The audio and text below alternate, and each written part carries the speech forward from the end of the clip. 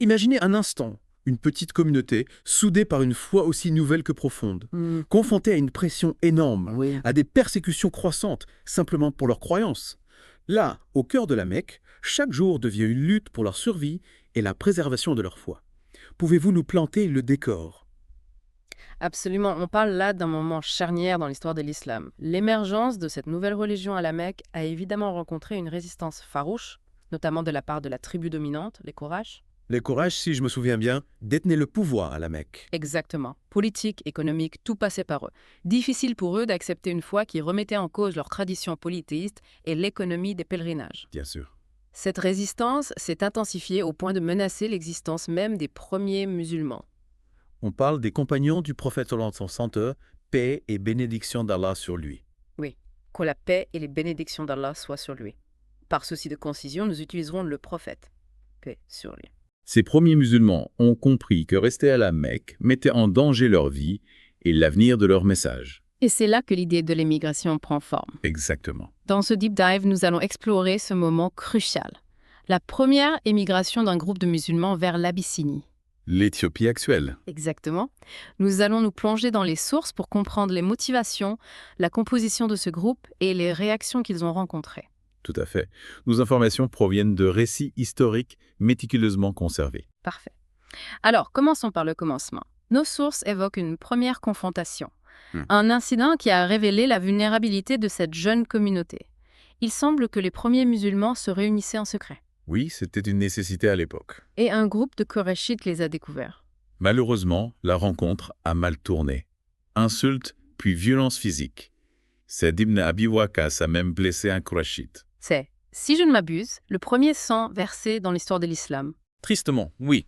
Un avertissement brutal pour la petite communauté. Face à une telle hostilité, la prudence était de mise. Absolument. Continuer ainsi aurait pu anéantir la communauté.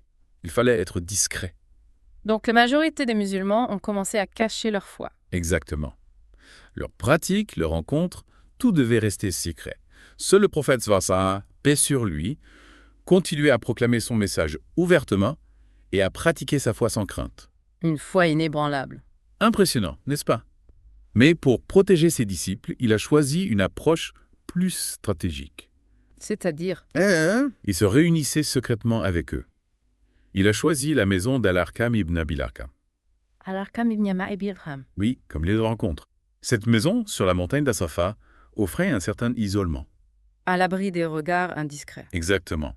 C'est là qu'il leur récitait le Coran, leur enseignait les principes de l'islam. Un sanctuaire de savoir et de foi.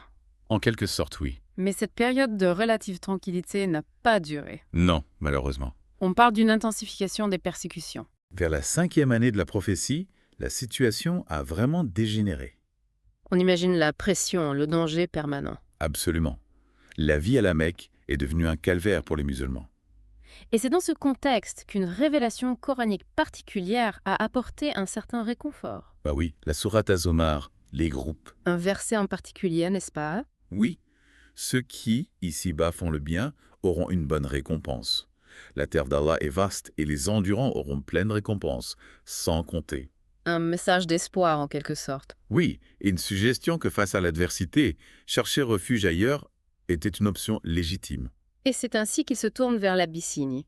Exactement. Mais pourquoi l'Abyssinie? Qu'est-ce qui a motivé ce choix? Le prophète Salazar, paix sur lui, connaissait la réputation du Négus. Le roi d'Abyssinie. Oui, Najashi en arabe. Il était connu pour sa justice. Personne ne subissait d'injustice sous son règne. Un havre de paix potentiel donc. C'est ce qu'ils espéraient. Et cette première émigration a eu lieu assez tôt dans l'histoire de l'islam. Oui, au mois de Rajab de la 5e année de la prophétie. Rajab. Oui, un des mois du calendrier lunaire islamique. Un groupe de 12 hommes et 4 femmes. Mené par Elia. Othman ibn Affan et son épouse Ruqayya, la fille du prophète Instinct. Un couple emblématique. Le professeur Sansa a dit qu'ils étaient le premier foyer à immigrer sur le chemin d'Allah après Abraham. Paix sur lui. Une lourde responsabilité. Ils sont partis en secret, de nuit, par crainte des Korachites, arrivés au port de Chouaïba. Chouaïba. Oui, ils ont eu la chance de trouver 2 navires marchands pour les emmener en Abyssinie. Un coup de chance incroyable. Vraiment. Et les Korachites, en apprenant la nouvelle, se sont lancés à leur poursuite. Sans succès, j'imagine. Ils sont arrivés trop tard. Les musulmans étaient déjà en mer. Une première victoire. On peut le dire. Ouais. Et le premier groupe a été bien accueilli en Abyssinie. Ils ont trouvé la sécurité qu'ils cherchaient. Un soulagement. Immense. Mais la situation à la Mecque a connu un rebondissement inattendu. Ah oui? L'épisode de la prosternation collective. Un moment fascinant. Au mois de Ramadan de la même année, le prophète récite la sourate Un âge. L'étoile. Devant une assemblée de Korachites, y compris leur chef. Il faut savoir qu'à l'époque, les Korachites essayaient systématiquement de perturber la récitation du Coran. En faisant du bruit. Exactement. C'est mentionné dans la sourate Fissila. Expliqué en détail. Mais ce jour-là, la beauté du Coran les a captivés. Ils ont écouté attentivement jusqu'au verset de prosternation. Et là, ils se sont tous prosternés. Involontairement, la puissance du Coran les a submergés. Incroyable. Ils ont immédiatement regretté leur geste. Imaginez la honte. Pour se justifier, ils ont inventé des mensonges. Ils ont prétendu que le prophète avait loué leurs idoles. Exactement. La fierté les a empêchés d'accepter la vérité. Et cette rumeur déformée est parvenue aux musulmans en Abyssinie. Ils ont cru que les Korachites s'étaient convertis. Logique. Un groupe d'entre eux est rentré à la Mecque. Plein d'espoir, sans doute. Malheureusement, ils ont découvert la vérité en chemin. Certains sont retournés en Abyssinie, Déçus. profondément. D'autres sont entrés à la Mecque en secret, ou sous la protection d'un Korachite. Une triste désillusion. Oui, Et cela a conduit à une deuxième immigration vers l'Abyssinie. exactement. La situation à la Mecque avait empiré. Les persécutions étaient plus violentes. Même les musulmans protégés par leur clan étaient attaqués. Oui, les Korachites ne supportaient pas l'idée que le Négus protège les musulmans. Le prophète a donc conseillé à ses compagnons de retourner en Abyssinie. Oui, cette fois c'était plus difficile. Les Korachites étaient aux aguets. Mais ils ont réussi à partir. Par la grâce d'Allah, oui. Un groupe beaucoup plus important cette fois. Combien? À 83 hommes et 18 ou 19 femmes. Un exode massif. Oui, vraiment. Mais les Kourachites n'ont pas baissé les bras. Non, loin de là. Ils ont envoyé une délégation au Négus pour tenter de récupérer les immigrants. Ils ont choisi 2 hommes influents, Qui cochait? Amar ibn Alas et Abdullah Bujani ibn Abi Rabia. Avant leur conversion à l'islam. Oui, bien sûr. Ils ont chargé le cadeau précieux pour le Négus et ses patriarches, Corruption là? on pourrait le dire. Leur plan était de convaincre les patriarches, puis le Négus lui-même. Quels arguments ont-ils utilisés à part? Ils ont présenté les musulmans comme des jeunes insensés, qui avaient abandonné leur religion sans embrasser le christianisme. Des rebelles, en somme. Oui, et ils prétendaient qu'ils avaient inventé une nouvelle religion inconnue et dangereuse. Et ils ont insisté sur le fait que les chefs de la Mecque étaient mieux placés pour s'occuper d'eux. Exactement. C'était un appel à l'autorité, à la tradition. Les patriarches ont soutenu leur demande. La pression devait être énorme sur le Négus. Oh oui. Mais il a tenu bon. Il a voulu entendre les 2 parties. Sage décision.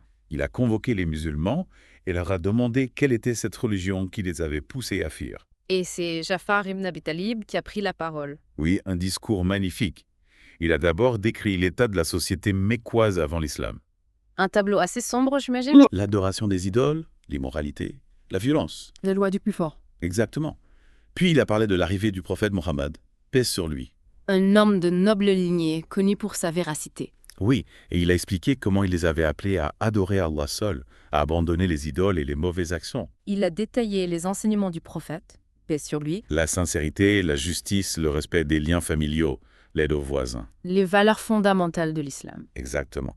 Il a aussi mentionné les interdictions. Le vol, le mensonge, etc. Il a insisté sur l'importance d'adorer Allah seul, de prier, de piller la zakat, de jeûner. Un exposé clair et convaincant. Oui, vraiment. Et ensuite, il expliquait pourquoi ils étaient persécutés. Parce qu'ils refusaient de renier leur foi. Parce qu'ils avaient choisi de suivre le prophète Mohammed. Exactement. C'est pour cela qu'ils avaient fui vers l'Abyssinie, en quête de protection et de justice. Un témoignage poignant. Le Négus était visiblement touché. Il a demandé à entendre un passage du Coran. Et Jafar a récité le début de la sourate Mariam, Marie. un choix judicieux. Oui. La beauté des versets a ému le Négus et ses évêques. Ils ont pleuré en écoutant. Un moment de communion spirituelle. On peut dire, le Négus a déclaré que le message de Mohammed et celui de Moïse venaient de la même source divine. Une reconnaissance importante. Oui, très. Il a refusé de livrer les musulmans aux Koraïchites. Une victoire pour les émigrants. Amer ibn Alas, dépité, est reparti en jurant de revenir. Il a accusé les musulmans de tenir des propos étranges sur Jésus. Le fils de Marie. Le Négus a de nouveau convoqué les musulmans. Inquiet cette fois. Sans doute. mais ils ont décidé de dire la vérité. Et Jafar a expliqué leur croyance en Jésus. Qu'il était le serviteur, le messager, l'esprit et la parole d'Allah, insufflée à Marie. Une réponse claire. Le Négus a tracé une ligne dans le sable avec un bâton et a dit que la différence entre leur croyance et la sienne n'était pas plus grande que cette ligne. Une image forte. Oui, il a réaffirmé sa protection aux musulmans et a même menacé de punir quiconque les insulterait. Il a refusé les cadeaux des Korachites. Il a dit qu'il n'avait pas besoin de pot de vin, qu'Allah lui avait donné son royaume sans contrepartie. Une leçon d'intégrité. Les Korachites sont repartis bredouilles. Les musulmans ont continué à vivre en paix en Abyssinie. Une belle histoire de courage et de persévérance. Oui, vraiment. On a vu comment les persécutions ont poussé les premiers musulmans à fuir. Comment le Négus les a protégés grâce à son sens de la justice. Comment Jafar a défendu leur foi avec éloquence.